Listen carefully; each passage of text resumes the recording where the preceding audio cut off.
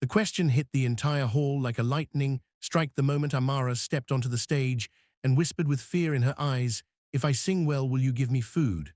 The crowd laughed instantly. Cruel, sharp, cold laughter that showed how different she was from the shining lights around her. She stood there trembling in her torn grey dress, her bare feet shaking on the polished floor that had never touched someone like her. Judge Henry Cole sighed loudly as if a dirty shadow had walked into his perfect stage. He leaned back and said, "This is a talent show, not a charity line." The audience laughed again, louder this time, pushing Amara deeper into shame. Amara clutched her empty stomach quietly because the pain was stronger than the fear. She had not eaten for 2 days. She had walked miles to reach this place because someone on the street told her that winners get money and maybe food too. She looked around with big scared eyes at the bright lights and shiny outfits and wondered if she was truly allowed to stand here. Judge Melissa Hart leaned forward, slowly noticing the dirt on Amara's arms and the hopelessness in her eyes. She whispered gently, "What is your name?" Amara replied, "Amara." The hall went silent for a second because her voice had a softness that felt like a tiny broken bird trying to fly again. Liam Parker, the host, stepped closer and asked softly, "Why food?" Amara swallowed hard, her voice cracking, "Because I want to sing, but I also want to stay alive." The room froze. Even some people who laughed earlier felt their faces burn with guilt. Judge Henry rolled his eyes and pressed the buzzer with force, saying, "This is ridiculous." But before the red X could flash, Judge Melissa slammed her hand over his button and shouted, "No, let her sing." The crowd gasped. Amara looked at Melissa like she had just seen an angel in a room full of wolves. She stepped toward the microphone, her hands shaking, her lips trembling, her stomach still empty. She closed her eyes. The lights dimmed. Everyone leaned forward. A moment of fear, a moment of silence, a moment where a hungry street girl stood against a world built to crush her. Then she took a breath, a deep, painful, honest breath, and the entire hall waited for a voice they never expected to hear. Before her first note dropped, some people in the audience whispered, "She does not belong here." But Amara was ready to prove that sometimes the biggest voice comes from the deepest hunger. And at that moment, the entire stage prepared to witness a miracle that would silence every cruel laugh in the room. If you believe every child deserves food and respect, then please like this video. Comment respect for Amara if her courage touched your heart. And subscribe for the next powerful chapter.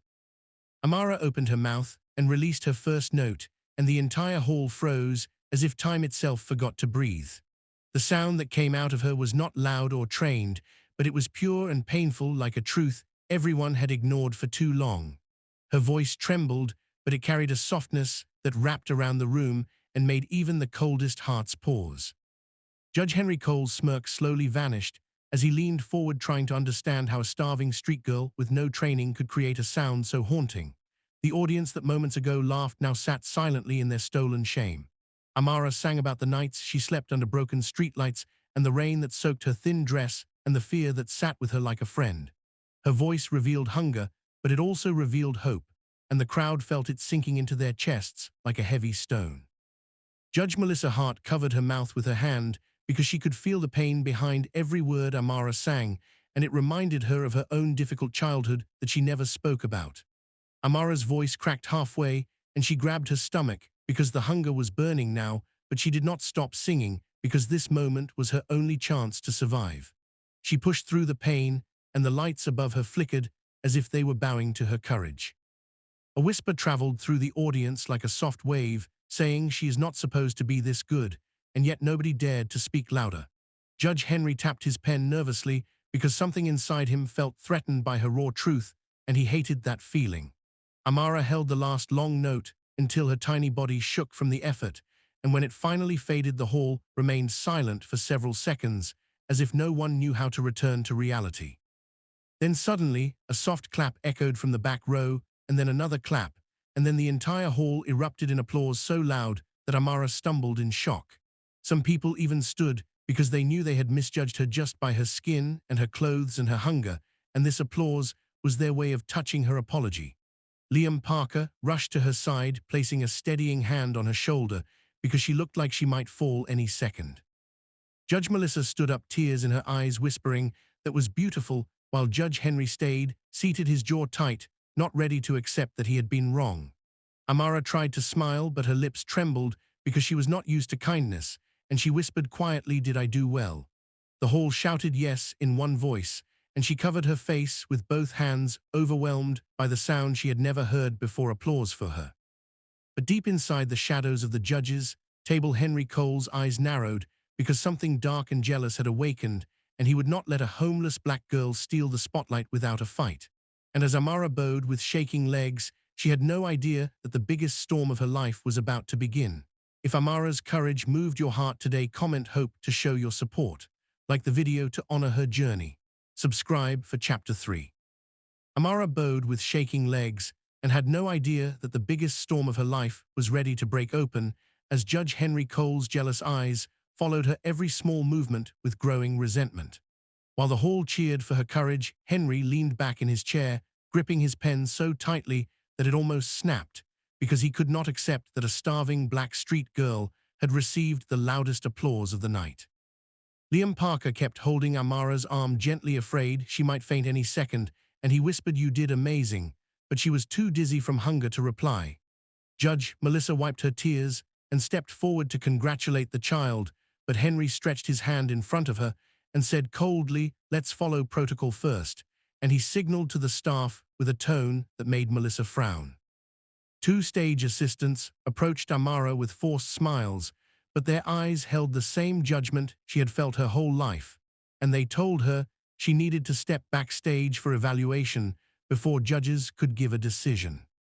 Liam protested, saying she is starving, she needs food now, but Henry cut him off, saying firmly, "Rules are rules," and the audience sensed something wrong, but they didn't know how to speak for her.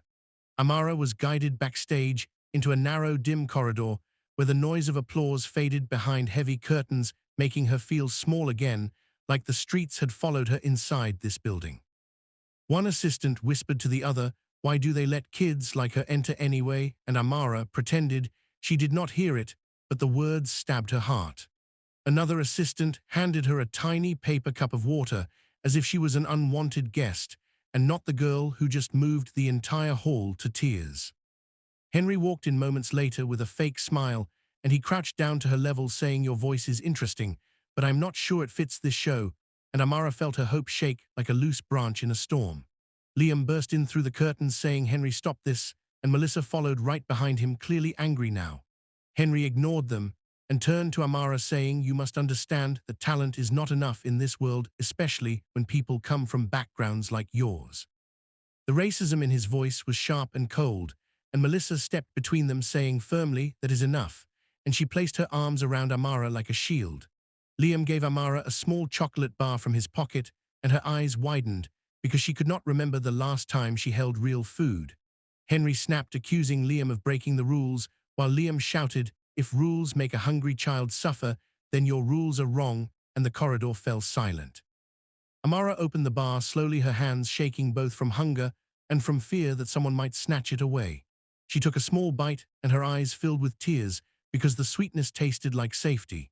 Melissa turned to Henry, telling him that fairness demanded a proper vote, and if he tried to block the girl unjustly, she would expose him publicly. Henry's jaw tightened as he realized he could not overpower them both right now, but the anger in his eyes promised that he would strike back soon. As the assistants backed away, uncomfortable with the tension, Amara looked up nervously and whispered, "Will they still let me sing again?" And Liam smiled, saying yes, because they cannot silence truth forever. But deep in the silence of the backstage hallway, Henry's shadow stretched long, like a warning that the battle was not over and the next round would be even darker. Amara stood frozen as Henry's long shadow darkened the hallway because she could feel something dangerous in the air. But Liam gently squeezed her shoulder, reminding her that she was not alone anymore, and Melissa stepped forward with firm authority, demanding that the show return to fairness immediately. Henry forced a smile as staff members rushed in to reset the stage for the next round, but his eyes kept darting toward Amara with a cold promise of revenge, and she felt her stomach twist even after eating the tiny piece of chocolate. When the host announced that the second round would begin, the audience erupted with excitement, calling the little girl back to the stage, and the sound washed over her like a warm wave, as if thousands of hearts were pushing her forward. Liam helped her walk up the steps because her legs were still weak, and Melissa whispered, "You deserve to be here," and for the first time in years, Amara believed she might actually belong somewhere. Henry walked to his judge's seat, slowly calculating his next move, because he refused to let a starving black street girl win a show he believed was meant for polished, privileged talent. As the lights hit Amara's face, she blinked through the brightness and held the microphone tightly while the hall fell silent, waiting for her voice again. Henry leaned into his mic, saying coldly, "Contestant number 12, you may begin," and he smirked as if expecting her to fail, but Amara closed her eyes and thought of her mother's hands, her brother's smile, and the nights she slept cold under broken street lamps. Then she sang. And her voice rose like a trembling flame, growing stronger with every second, filling the hall with a raw honesty no trained singer could ever match. The audience gasped as her high notes soared, soft, then powerful, then heartbreakingly pure, and the judges, except Henry, stared in shock because they had never heard a child sing with such pain and hope mixed together. Henry clenched his jaw, realizing he could not deny her talent anymore, but he whispered to the host through his earpiece, instructing him to cut her performance early. The host nodded anxiously, but when he stepped forward, the audience shouted loudly, "No, let her continue," and the uproar forced him to step back helplessly. Liam punched the air in victory, while Melissa clapped through tears, because Amara was not just singing, she was surviving. When the final note echoed across the hall, the entire audience stood up, cheering so loudly the room shook, and Amara covered her mouth in disbelief, because no one had ever stood for her in her entire life. Henry banged his fist on the desk, demanding silence, but the crowd ignored him completely, drowning his authority, which infuriated him even more. Melissa raised her voting card, first saying yes without hesitation, then the second judge said yes, and the third judge said yes too, and Henry realized he was outnumbered. But Henry still lifted his mic and said no in a sharp, icy tone, hoping his racism would overshadow fairness, but the audience reacted instantly with angry boos, forcing the producers to intervene. A senior producer stepped on stage, whispering to the host, who then announced that the final decision would be based on majority votes, meaning Amara was officially moving to the finals. Amara fell to her knees, crying, because for once the world had chosen her, and Liam rushed to hold her up as he shouted to the hall, "This girl deserves food, respect, and a future," and the crowd cheered louder as dozens of people came forward, offering help, donations, and meals. Even the cameras caught Henry's defeated expression, exposing him live to millions, and social media exploded, instantly calling out his racism and bias. As the lights dimmed, Amara was escorted gently by staff members who now treated her with respect because the world had seen her worth and no one could take it away anymore. Liam smiled, saying, "Your life just changed," and Melissa added, "Keep singing, because your voice is bigger than every wall built against you," and Amara whispered, "Thank you," because for the first time she felt human, powerful, and seen. And somewhere deep inside, she promised herself that she would never let hunger or hatred silence her again, because her voice was now her freedom. If Amara's courage touched your heart, comment hope below and subscribe for more videos.